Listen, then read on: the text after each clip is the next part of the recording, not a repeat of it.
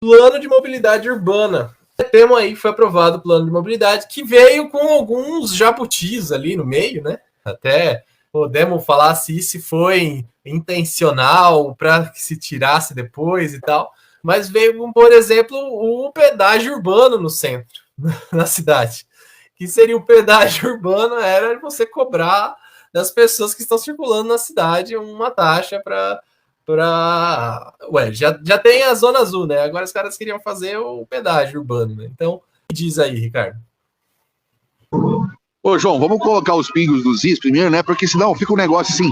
Parece que a prefeitura fez um plano de mobilidade. Ó, parabéns, prefeitura. Nada mais do que obrigação, né, João? Plano diretor, lei de ocupação, parcelamento do solo, lei de mobilidade, código ambiental, todas essas leis que são leis que giram em torno do plano diretor são obrigatórias. E algumas delas, como o plano de mobilidade, atrasadas. Então o prefeito não fez mais do que a sua obrigação. Eu não discordo, por exemplo, de você buscar, no médio e longo prazo, fazer com que a ida ao centro da cidade seja feita com transporte coletivo e menos com transporte individual. Eu acho que é um conceito positivo e correto. E vai ao encontro do que tem acontecido em muitas cidades que dão exemplo de mobilidade urbana. O que eu discordo é fazer isso do ponto de vista impositivo e através da disciplinação tarifária. Então, o que eu quero dizer? Se eu quero incentivar a ida ao centro da cidade no transporte coletivo, eu melhoro o transporte coletivo. E não impõe uma taxa ao automóvel para poder coibir que os caras vão lá, entendeu? Então, é diferente o pensamento. Ou seja, você não oferece um transporte coletivo de qualidade e você quer punir a pessoa que tenta acessar o centro da cidade de carro. Conceitualmente é bom. Os jabutis são ruins. Por quê? Porque eles querem impor uma coisa ao cidadão ribeirão-pretano que não é a realidade. Quando você impõe uma coisa que não é a realidade, vai dar errado, João.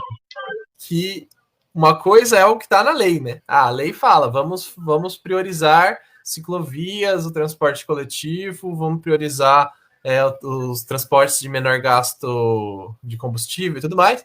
Só que aí o problema é que isso daí deveria vir junto com a prática. Então a gente tem já 6, 7 anos de governo que a prática é de que foi construído pouquíssimas ciclovias, os corredores de ônibus mesmo que você falou.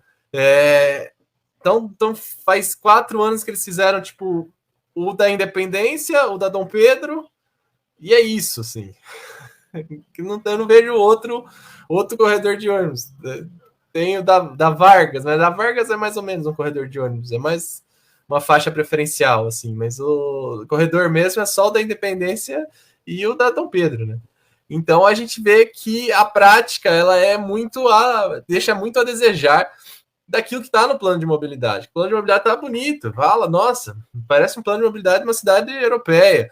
Mas aí o problema é, junto com esse plano de mobilidade, tem que vir um plano de ação, né? Qual é o plano de ação dessa prefeitura para fazer com que a mobilidade de Ribeirão Preto respeite o plano de mobilidade? A visão que eu tenho da administração Nogueira, ele faz uma administração para o cidadão de classe média alta que utiliza o carro, semi-luxo da Zona Sul. Não é? A administração é para isso. O melhor asfalto, os alargamentos de rua, tudo isso acontece na Zona Sul. Você vai lá, a Zona Sul tem essa característica, ela tem a cara de Miami, né? E nos Estados Unidos, cidade clássica americana do sul-americano, que é ruas largas e grandes avenidas para passar o carro individual do sujeito. Então, a Zona Sul é prioridade. Tanto é que 80% dos investimentos da cidade são feitos nessa região, da Vargas, da Independência, da Fiuza e os condomínios de Bonfim. O transporte coletivo, na visão do Nogueira, é para trazer trabalhador da periferia para trabalhar na Zona Sul. Então, os corredores de ônibus da Independência, os corredores de ônibus da Dom Pedro, é feito para quê? Para poder acelerar a passagem do ônibus que trazem os trabalhadores, principalmente as mulheres negras que trabalham como empregadas domésticas na casa da Zona Sul. Então, esse é o pensamento. E é uma administração que está de costas para o centro da cidade. De costas.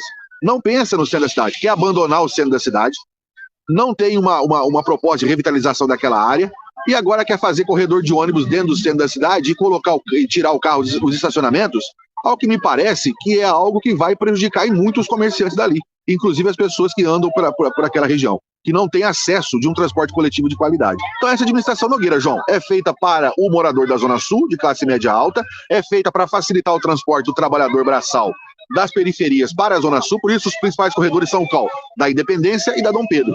E abandona o centro da cidade. O resto é letra bonita e frase bonita do projeto de mobilidade do Nogueira. É isso mesmo.